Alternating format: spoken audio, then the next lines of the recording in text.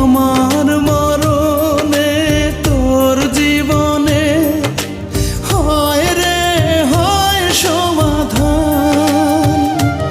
আমি নিথর হয়ে পড়ে থাকলে যদি বাড়ে রে বাড়ে ব্যবধান, তবে তুই জোড়া হাতে থাকিস পাখি যাতে তোর দোয়া খান করতে কবুল ওই আরশের উপর। তোর যায় নামাজের পাটিতেই পাবি রে পাখি আমার মরার খবর। তোর যায় নামাজের পাটিতে